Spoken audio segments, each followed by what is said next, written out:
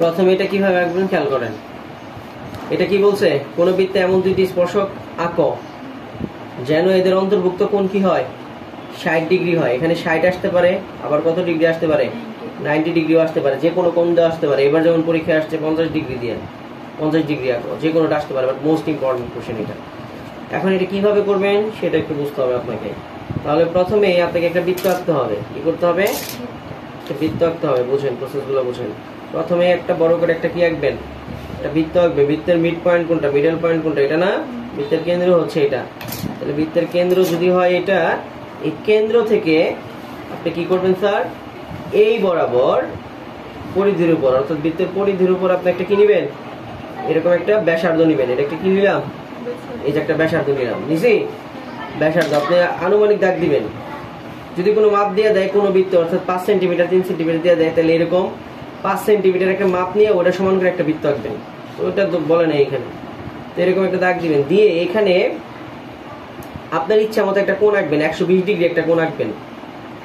এইখানে যা বলবে না তার অর্ধেক কোণ আঁকতে হবে। এখানে এখানে যদি 60 বলছে তাহলে এখানে 120 আঁকতে হবে। এখানে 50 বললে এখানে 100 ডিগ্রি কোণ আঁকতে হবে। আর 90 ডিগ্রি বললে সব জায়গায় 90 ডিগ্রি হবে। আমি বুঝাইতেছি, একটু খেয়াল করেন। তাহলে 120 ডিগ্রি, এটা বুঝতে পারছেন।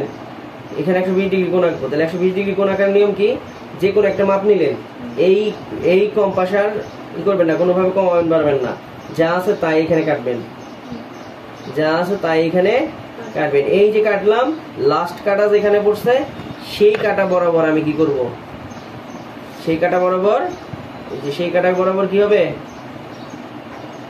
সেই কাটা বরাবর মিলিয়ে এখান থেকে আবার একটা কি নিব, বুঝছি।